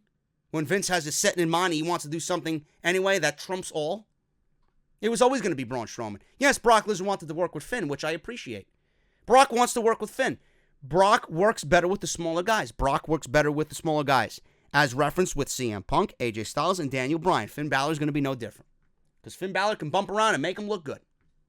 Right? He loves throwing people around. And Brock is going to equally sell to those guys as well, which he's done in the past. Brock Lesnar is going to show up for work on Sunday night. No question. So, with Balor and Lesnar, okay, I'm going to enjoy this first time ever. I do not think Balor's going to win. And I think Brock Lesnar is going to end up walking into WrestleMania as the Universal Champion, which he will lose it then at WrestleMania. So I'm excited for this match. I'm going with Brock Lesnar to win. It's going to be close. You know, we're going to have a few of those Daniel Bryan-esque near falls that make me jump out of my seat and hopefully not break my living room table. But Brock Lesnar is going to win. Now, you know, I got some news and notes on this, man. Finn Balor and his relationship with Vince McMahon. In a recent interview with TV Insider, Balor reflected on his rise to be back in the main event and his hard-earned journey to face Lesnar for the Universal Championship, which another point I forgot to make, which I have to reiterate here. Balor was not the plan all along. Balor is the plan now because WWE realized, and this is not going to be in the news, it's not going to be the sole reason, it's not going to be reported as the sole reason.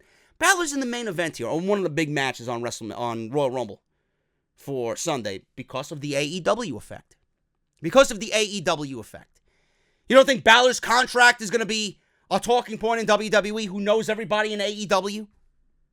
WWE is giving Finn Balor a top priority because they want to keep everybody happy because of the AEW effect. I don't need to explain it to you anymore. So, he was interviewed here. He reflected on his rise back to the main event, his hard-earned journey to face Lesnar for the Universal Championship. He was also asked what he thinks of Vince McMahon and if Vince McMahon believes in him and their working relationship, what it looks like. He says, and I quote, "I gotta be honest. I'm not sure what my relationship is with Vince McMahon. I'm not sure if he believes in me or not. He can be a man of few words. When I show up to work, I have to find out what I need to do. I need to go handle my business in the ring. That's kind of how I've handled my career for the last 18 years. I'm not the type of guy who is going to be knocking on doors, trying to pitch storylines or work inside angles. I'm just going to show up and do my job. I will say he has shown nothing but respect to me face to face, but that's as far as our relationship goes." End quote. Nothing out of the ordinary there. Some people are more closer to Vince McMahon than others. But this is a typical work environment. You work for a big corporation, and the president knows of you. He knows what you do for the company. And Vince McMahon, being that Balor is risking his life and giving his body to the WWE and working for the WWE, Balor is going to be respected by Vince McMahon. And that's pretty much the extent of it. You know, you're a good worker. Vince respects what Balor is doing. Simple as that. It's the same thing if you work in a huge corporation somewhere else. It doesn't have to be wrestling related. The guy up top knows who you are. He knows of you and what you've done. Leave it at that. He doesn't need to converse with you. You don't need to converse to him. It is what it is. And that's the relationship that Finn Balor has with Vince McMahon. Finn Balor did go on and say that he was happier in NXT, which I don't find hard to believe at all. Finn Balor was also interviewed this week by the Daily Star. He says that in his time in NXT, he was much happier with his career and personal life while working for NXT before being called up to the main roster. He says, and I quote, "The whole experience is probably two of the fondest years of my career that I look back on. Feels like the greatest period of growth." That's all I need to say there, but he goes on to say, "I was also the happiest in terms of contentment with life and not being on the road so much." Let me repeat that, folks. I was happiest in terms of contentment with life and not being on the road so much. And you don't think this is a guy that is even contemplating AEW? You don't think this is a guy that WWE knows possibly has an interest in AEW? I wonder why he was just all of a sudden put in this Brock Lesnar match. Man, how I love being right and shutting the fucking haters up, man. That's all you need to know. I was enjoying just focusing on wrestling again and retraining myself in a different style. It was a great 2 years and something that I treasure. Balor also touched on people being frustrated with him going to NXT, but revealed that he actually wanted to go to that brand when he signed with the WWE. Says, and I quote, "I remember when I first signed with the WWE, a lot of people were frustrated that WWE had forced me to go to NXT. But it was quite the opposite. I wanted to go to NXT to help me adapt to life, not just in WWE, but life in America. It was a huge change from Japan and Ireland to set up a new home and adjust. NXT helped me adapt to the WWE style, working with the coaches in the Performance Center." You know, I love how people used to tell me if Kenny Omega was going to come to the WWE that he'd go right to the main roster. And probably so. But I'm sure Kenny Omega would maybe want to do a small stint in NXT. AJ Styles wanted to do a small stint in NXT. He said that outwardly. He said it plain as day. I wish I had gone to NXT. Because when he got to the main roster, everything looked so foreign. Who else? Drew McIntyre. Drew McIntyre requested to go to NXT when he came back to the WWE. Everybody wants to go to NXT because Triple H has made mention of this. You know, people were saying, he mentioned about Ricochet. People were like, during the NXT press conference for the UK in the Performance Center, he was interviewed. He gets asked all the time why people like Ricochet aren't on the main roster. It's more than having 15 years in the business. I've mentioned this so many times. It's about building a household name. They may be the best worker in the world, but there are aspects about their brand and their character that need to be worked on. He mentioned that Ricochet was terrified of cutting a promo. That's what they're working on in NXT. And when he's done in NXT, hopefully he's where he needs to be. Entrances and lighting and the way you look at the camera during the entrance and your mic skill and everything that comes with learning the way WWE does things. It's much different than you working Impact or you working New Japan or you working Ring of Honor. WWE does things completely differently compared to everybody else. And AJ even mentioned that. I work with New Japan and Impact Wrestling. You know, they got TV. Impact has TV. But the way WWE does things, my God, man, I was like I was in first grade all over again. This is why they go there, to retrain themselves on how WWE does things compared to everybody else. They make stars. You may be great in the ring, but when you get to WWE, they're going to take all your best highlights and they're going to maximize that and they're going to make you into a global name. That's what they do. NXT is not about what we see on television. It's so much more than that. It's a fucking learning experience. It's a school. You might not know something in the indies that you're going to learn for the first time in NXT. That's why it exists. Triple H has mentioned Some people have come up to him and said, man, I had no idea about any of this stuff. And I'm more over now in 30 seconds of an entrance than I was in my entire career, he said. Done. But you don't want people to go to NXT. I'm glad Balor went to NXT, because if Balor didn't go to NXT, who the fuck is going to know who Finn Balor is? We wouldn't have even gotten the Finn Balor that we got now. We wouldn't have gotten the Demon. But he's more better off and more popular for his time in NXT, I'll tell you that. Speaking of the Demon, Finn Balor will not become the Demon at the Royal Rumble. Finn Balor spoke to ESPN about his Universal title match against Brock Lesnar this Sunday at the Royal Rumble. He says Lesnar will be the toughest fight of his career. When Balor is up against the biggest challenges, he summons the demon inside. So he told ESPN he will not be tapping into his painted alter ego at the Royal Rumble, and he says, and I quote, I feel like maybe I leaned on the demon too much there in the past as a crutch. I can assure you that the man who faces Brock Lesnar at the Royal Rumble will be Finn Balor the man and not Finn Balor the Demon King, he told ESPN.com. He says, and I quote also, I think a lot of people were surprised when I came out at WrestleMania not in demon paint, but I feel like I had a bigger message to spread that day, one of equality and one of acceptance. Honestly, this match just kind of came about so fast that I hadn't had much time to think about it. Yeah, but it was the plan all along, right? Finn Balor was the plan all along for months. This match just kind of came about so fast that I haven't had much time to think about it. Braun Strowman was always the plan. Don't give me that shit. You know, a lot of people doubt Finn Balor's drawing power. I'm going to reiterate this again for the simpletons out there.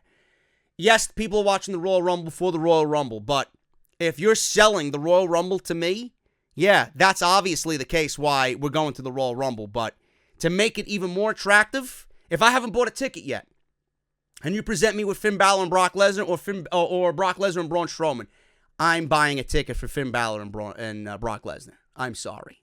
Braun Strowman and Brock Lesnar does absolutely nothing for me as far as buying a ticket to this show. Balor added that he might have new ring gear or a surprise look in store for the title match, but we're several days or just a couple days away from what we'll see Finn Balor doing in the match against Brock Lesnar. Lesnar's going to win. Balor is going to look like $1 million, and I predict Finn Balor will be in a WrestleMania marquee match against The Undertaker, and it will be the Dead Man versus the Demon. You heard it here first. And I got inside news. This is exclusive from people that I talk to who know people. The Undertaker has already stated that if they wanted to do Balor and The Undertaker at WrestleMania, he is 100% down for the match. He has signed off on a possible match with Finn Balor. Exclusive right here. So, it could be happening, it could not be happening. I read a report today that The Undertaker isn't factoring into WrestleMania plans. Bullshit. Undertaker's going to be at WrestleMania, and a match with Balor is absolutely a possibility. The Demon versus the Dead Man. I said it last year, and I'm saying it again this year. The headline attraction that's a selling point for anybody going to WrestleMania. Rest of the undercard is as follows, man. The Bar and Ms. Shane McMahon for the SmackDown Live Tag Team titles. Don't really have much to say about this. I vented on this so much that WWE has tag team wrestling right now in one of the most miserable states I've ever seen it. And they're putting a priority on the Miz and Shane McMahon for tag team title gold. I'm going with the Miz and Shane McMahon. This is a storyline that I still don't even know why it's happening. It's just something for the Miz to do because he did not factor into anything else. This gets Shane McMahon his obligatory WrestleMania match. I could see these two winning the titles and then splitting up and having a match at WrestleMania. That's the way it's going to go. There's no other outcome to this but that. The Miz is a good guy. Now, the Miz is a heel. And the Miz is going to be a heel.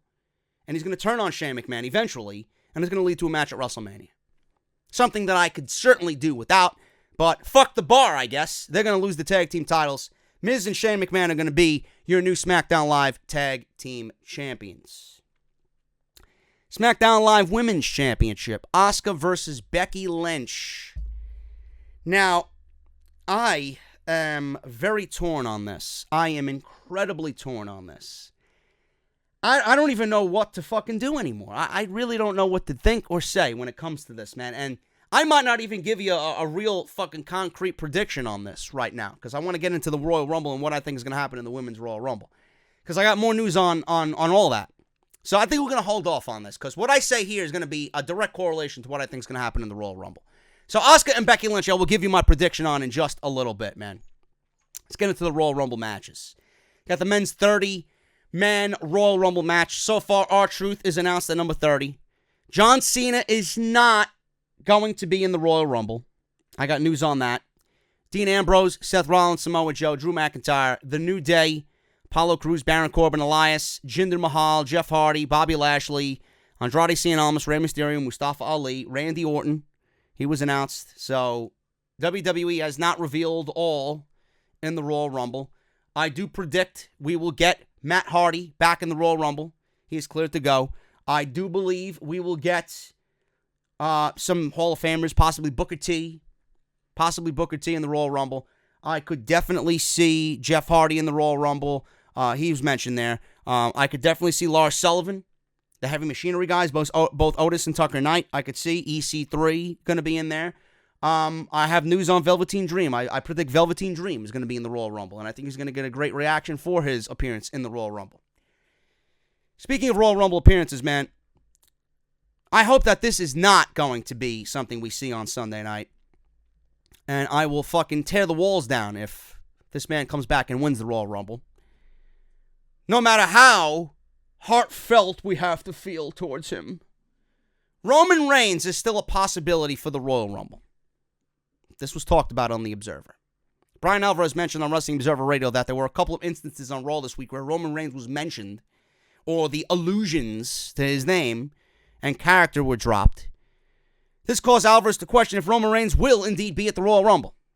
Dave Meltzer also had a very interesting response when asked if Roman Reigns is set to show up at the Royal Rumble on Sunday. He didn't rule it out, but Roman is currently training and doing so in his recent Hawaii stay.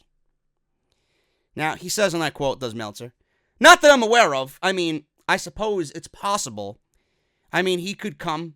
It's not like he's confined to a hospital bed or anything like that. The last I heard that he was training in Hawaii. So he's not at home, or maybe he is now, but he wasn't last week. End quote. There's no timetable for a return of Roman Reigns. If WWE does bring Reigns back, then they need a big match for him unless they want to rewrite their WrestleMania plans all over again. And my God, I don't think that's the case. I really don't think that's the case. That would be completely fucking horrendous. Therefore, he might not be coming back to get too physical anytime soon, but if he does show up, he could be a surprise. Whether it's in the match or whether he's just there to be there, whatever the case may be. Roman Reigns comes from a long history of fighters and Samoan warriors. Obviously, you know, he has that family lineage. Only time will tell what would happen in Phoenix on Sunday, but if Roman Reigns' music hits, I think every single one of us is going to drop dead of a stroke. Because there's only one outcome. If Reigns is back, he's winning the Royal Rumble. And I certainly do not think that WWE is factoring Roman Reigns into anything WrestleMania-wise this year. Matt Hardy. I mentioned Matt Hardy. He's cleared for a WWE return. Matt Hardy's been out of action for a while because he suffered an injury where his tailbone was infusing into his pelvis. This was partially thanks to all those leg drops off the top rope for decades.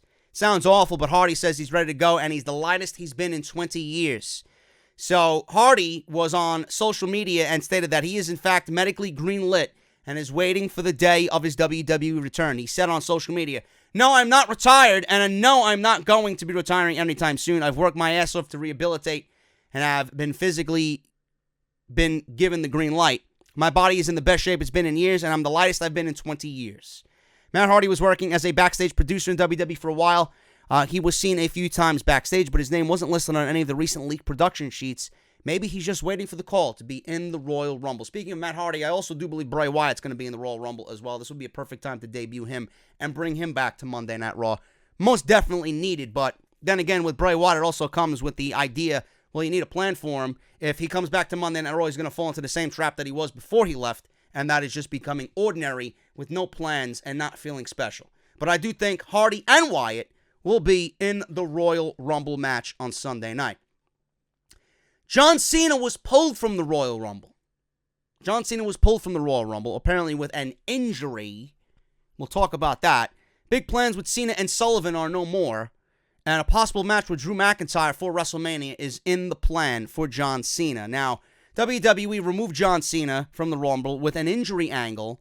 And that happened in the Fatal 4-Way, which crowned Finn Balor the number one contender for Brock Lesnar. Apparently, they worked an angle injury into this because of Lars Sullivan being unable to produce any type of comeback for the WWE. They waited on Sullivan. They wanted to go with Sullivan and Cena. Sullivan was supposed to injure John Cena, so WWE came up with an injury angle that occurred in the Fatal 4-Way on Monday night with Finn Balor, Drew McIntyre, and Baron Corbin. Now, it wasn't supposed to happen that way. Like I mentioned, Lars Sullivan was supposed to injure Cena. Now Cena and Sullivan's match is canceled as far as WrestleMania. WWE could always visit it, but I don't think it's happening anymore. Meltzer says, and I quote, "I was under the impression that John Cena was going to start doing a movie on Sunday, so he wasn't going to be at the Royal Rumble. They just announced him for the Royal Rumble, so I thought, well, maybe he'll take the day off, do the Royal Rumble. But my impression now is that Lars Sullivan was supposed to injure him, and that didn't happen, so they created an injury so that he's not going to be in the Royal Rumble. I don't know that for sure, but Cena's injury is definitely a work." End quote.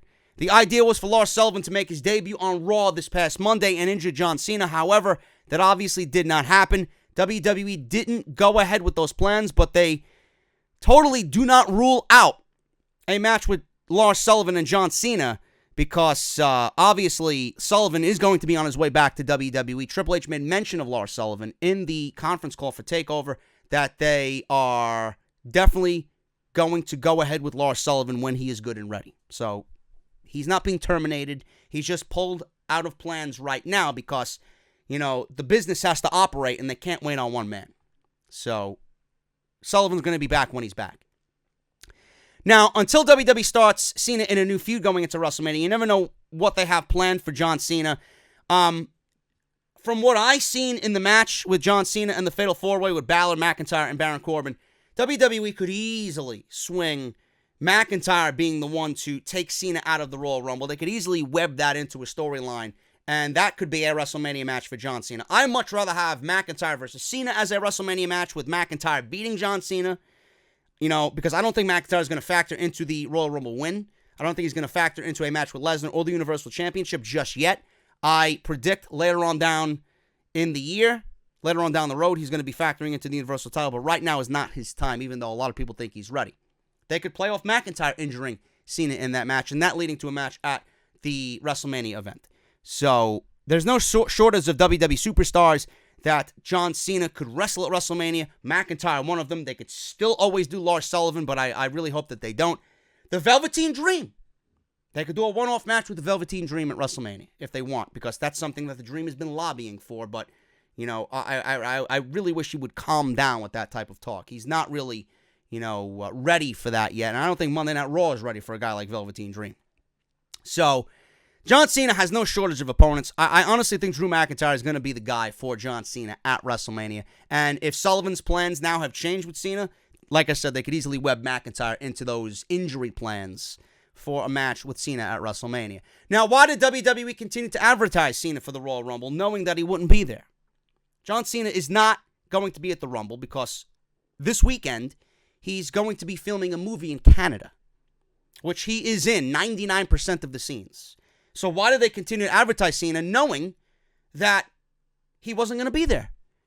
So this story came out in The Observer. Cena has a new movie called Playing with Fire, and he's going to be filming through this weekend up until February 4th.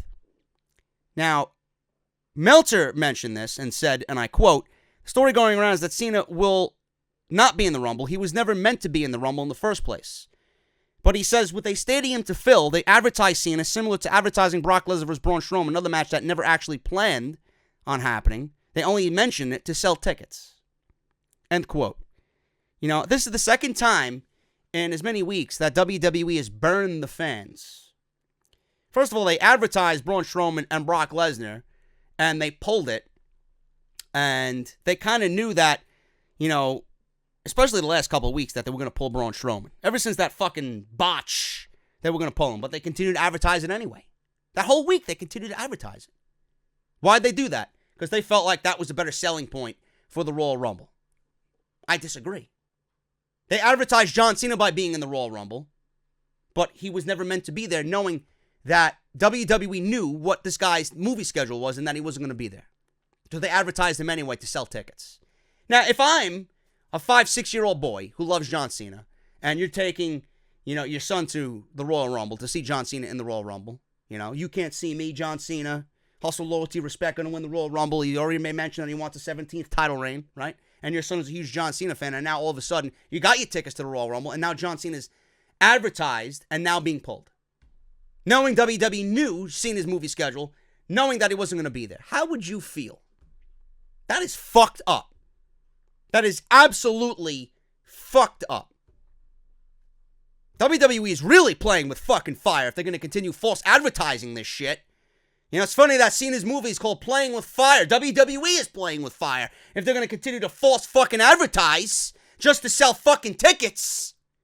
Whose fault is that you can't sell tickets or you can't sell out the Royal Rumble? 40,000 fucking people at Chase Field. Whose fault is that? It's your fault. The Rumble should be an automatic sellout every January, no matter what the undercard is. You gotta advertise or false advertise John Cena being in the Rumble and Braun Strowman versus Brock Lesnar just to sell tickets. Shame on you, Vince. Shame on you, WWE. Fuck out of here, man. That is terrible. So when you look at the 5-year-old kid in the crowd who wanted to see John Cena and John Cena's not there anymore, what are you thinking about? That sucks. That's a really shitty situation. Velveteen Dream, rumored for the Royal Rumble. Bar and Burners No Holds Barred podcast has heard a very strong rumor that Velveteen Dream is set for a Royal Rumble entry on Sunday. Everyone is asking what surprises we will see at the Royal Rumble. Velveteen Dream looks like he will be in the Royal Rumble, says Joe of the Barn Burners No Holds Barred podcast. Velveteen Dream's recent social media activity might be playing into the storyline. You never know if Dream could make a surprise entrance at Chase Field, where they will have a very interesting setup for the show. However, just because an NXT superstar comes up at the Royal Rumble doesn't mean they get the call up. I mentioned this on my NXT review this week, and a lot of people seem to just have a go over their head. Oh, I don't want the Velveteen Dream in the Royal Rumble because that means he's going to get a call up from the main roster. I mentioned it on Wednesday. Adam Cole, after his match with Aleister Black at TakeOver Philly, was in the Royal Rumble on Sunday. He lasted about 15 minutes, right? He didn't have a huge deal in the Royal Rumble. He was there. Almost was in the Royal Rumble, too, and he just defended the title against Gargano. He was in there for about 30 minutes. But Adam Cole was in the Royal Rumble. Did Adam Cole get called up to the main roster? No. He went on to win the North American title at TakeOver New Orleans. So, because Dream is going to be in the Royal Rumble doesn't mean he's going to be on the main roster. Now, if the Dream is in the Royal Rumble, that motherfucker better draw number 1 or 2. Because his entrance is half of his fucking shtick. I want to see Dream be announced at number 2. I want to hear Velveteen Dream. And I want to see him come down the aisle, do his entrance, give him a spotlight, and have him last about 30 minutes. That's what I would do. So we'll see what happens. And then number 3, I'll bet the fucking house on EC3 being number 3. That's just typical WWE. I'm also hearing rumors of Ty Dillinger being back and ready to go. WWE might do the same fucking deal with him, have him come out at number 10. Give me a break. I would love to see Ty Dillinger come out at number 11, just for the sake of him not coming out at number 10. Fucking ridiculous, man. That's typical WWE. That's all the news and rumors I got for the Royal Rumble and everything in the Royal Rumble, man. It's going to be a great match. It's going to be exciting. I hope WWE has, this match booked and planned a lot better than what we've seen in recent years. They really failed the Royal. Last year's was a good Royal Rumble. I really enjoyed last year's Royal Rumble. And they made the right decision last year. But now we look back on it and we see how far that got Nakamura. But I honestly think WWE has the pieces in play to make this a really, really special Royal Rumble. It's going to come down to Rollins, McIntyre, and Strowman. I don't know who the final 4 are going to be. I'm not going to sit here and predict the final 4. It really could be anybody. I could see it being, Rollins, I could see it being Mysterio. I could see it being Almas. I could see it being McIntyre. Those are my final four. You know, there's nobody hotter right now than Almas and Mysterio.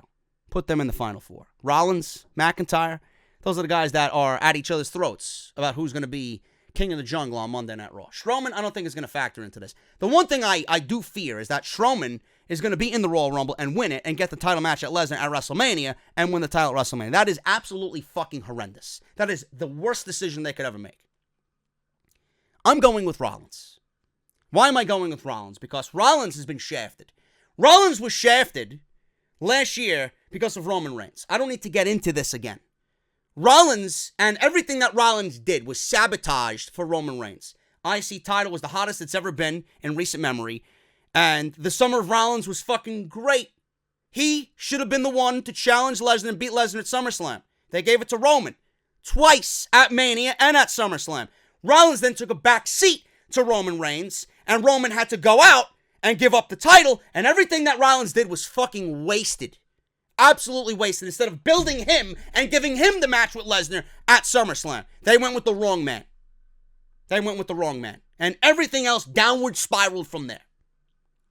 Rollins is the man. If you don't strike while Rollins is hot right now, I don't even say he's hot right now. I wouldn't even go as far as to say he's hot, but he can be if you build him from here on out to WrestleMania. Rollins has dropped Lesnar's name. Rollins has poked fun at Lesnar not being there and being a fake champion. The Beast Slayer. You know? He slayed the king at WrestleMania in Dallas, right? Why not now do it in... Oh, no, not Dallas. And when was that? I don't even remember. I don't even fucking care. I'm so fucking tired. I don't even have proper WrestleMania. When he beat, what was it, 31? Whatever. Or 30, what was it, 33? Who gives a shit? I don't even know. Anyway, Rollins, he beat Triple H at WrestleMania, Kingslayer. Now he's the Beast Slayer in 2019. Simple story. You didn't go with him last year, now you're going to go with him this year. McIntyre is not ready. Not meaning that he physically is not ready. He's absolutely ready. But it's not his time. There's got to be a perfect time and a place for McIntyre, and right now is not his time. McIntyre and Cena is a great compensation for Drew McIntyre. Beat John Cena, you know, and he could be the new fucking legend killer. You know, he took out the Shield, he took out Reigns, he took out this one, took out that one. Have him fucking put John Cena on the shelf. Whatever. Rollins and Lesnar at WrestleMania is my prediction. It's the only thing that makes sense. Bobby Lashley's not winning the Royal Rumble. Dean Ambrose is not winning the Royal Rumble. An NXT guy is not winning the Royal Rumble, even though I would love that to be a situation where a guy like Aleister Black comes out of nowhere and wins the Royal Rumble, but Triple H, you know, with all that he's done, you know, is not going to be given the Royal Rumble, or one of his guys is not going to be given the Royal Rumble. Vince McMahon doesn't know what these guys are capable of. He hasn't seen them enough on the main roster, so Vince is not going to give the Royal Rumble to an NXT guy, even though I think that would be the most brilliant way to build a new star in a day and age where they need a new fucking star to emerge. Rollins is the guy. Rollins is going to be the guy. He's going to go on to win the Royal Rumble. No questions asked. That is my pick. That is my pick. I would be shocked if it's anybody else. I really do think I would be shocked if it's anybody else. The women is a different story. The women's Royal Rumble is a different story. Now we got Carmella coming out at number 30. Ember Moon, Natalya, Bayley, Ruby Riott, Sarah Logan, Liv Morgan, Mandy Rose, Sonya Deville, Alicia Fox, Zelina Vega, Naomi, Mickie James, Charlotte, Tamina, Peyton Royce, Billie Kay, Dana Brooke, Lana, Nia Jax, Nikki Cross. Plus, there's going to be other surprises. I'm assuming Trish and Lita, maybe a Candice Michelle, maybe Michelle McCool, maybe Layla, right? Lay Cool, rumored to be coming back to the Royal Rumble. Maybe the Bella Twins. You know, WWE doesn't need to rely heavily on throwbacks. Maybe some NXT talent. I'd like to see. I'd like maybe Lacey Evans going to be there, right? Lacey Evans going to be there. Did I mention Lacey Evans in this thing? Let me see. Did I mention Lacey? No, I did not mention Lacey Evans here. Lacey Evans going to be in there. I'd like to see maybe a Candice LeRae or a Kairi Sane, an Io Shirai. You know, fill it with some NXT talent and give those NXT talent a spotlight. Give them some rub. 20, 30 minutes in that match, you know? But I don't think WWE has to rely too heavily on throwbacks this year because it's all going to revolve around Charlotte, Becky, and Ronda. Okay? Now, as far as Trish and Lita goes, their status for the Royal Rumble is they will be in the Royal Rumble. Bar Burners No Holds Barred podcast mentioned that they will be in the Royal Rumble. Once again, Trish and Lita. Okay, and I'm sure that they're going to have a huge play in that because they will be factoring into the Women's Tag Team Championships come WrestleMania as well. So, they're in. As far as the Bella Twins go, the Bella Twins, their status for the Royal Rumble is they aren't announced, and they have not been talked about in months coming out of Evolution. Now, Brie Bella's last run as a wrestler saw her give Liv Morgan a concussion, which sank Brie, apparently, into a deep depression. With Brie and Daniel Bryan concentrating on having a second child, maybe that comes into play, but, it's up in the air. I predict that we will see Nikki and Brie Bella in the Royal Rumble in 2019. They were there last year. I don't think that they'd miss it this year. That's far as what I got for surprises and who's in the Royal Rumble. Now, the biggest question of all, the biggest question of the night, really, is who's going to win the Royal Rumble? Who's going to win the Women's Royal Rumble? I'm going with Seth Rollins. I'm going with Seth Rollins to win the Royal Rumble on the men's side. Now, remember when I talked about Asuka and Becky Lynch? Becky Lynch is not going to beat Asuka for the SmackDown Live Women's Championship. I'm going with Asuka. And I am making it a statement right here. Becky cannot be tapped out to the Asuka lock. Becky cannot be pinned. Becky cannot have anything like that happen to her. I am going with Asuka to beat Becky Lynch based off some sort of distraction. Or it ends in a no contest. Or Ronda comes down and interferes. Or Charlotte comes down and interferes. Becky is not winning the championship. She made a big deal about getting her title back, and she's not going to get her title back. Becky is going to find her way into the Royal Rumble. Becky is going to go on to win the Royal Rumble. I'm going with Becky Lynch to win the Royal Rumble. She's not advertised for a reason. I think WWE is going to go with Becky Lynch winning the Royal Rumble. It's going to come down to Becky and Charlotte. It's going to come down. You know what? For all we know, Becky could take Nia Jax's position. Fuck Nia Jax. WWE may mention that she's the odds-on. Fuck it. That's very odd to throw Nia Jax in discussion as being the odds-on favorite to win the Royal Rumble. Becky's going to take out Nia Jax, and she's going to take Nia Jax's number. It's too generic for her to come out at number 30 and take Carmella's spot. She's going to take Nia Jax's position, and people are going to be okay with it. People are going to be okay with it. There's a reason why Becky's not advertised for the Royal Rumble. Becky's going to take Nia Jax's position. Becky's going to finally get in the Rumble. It's going to come down to Charlotte and Becky. Becky's going to win the Royal Rumble. Charlotte is going to lobby that it's bullshit.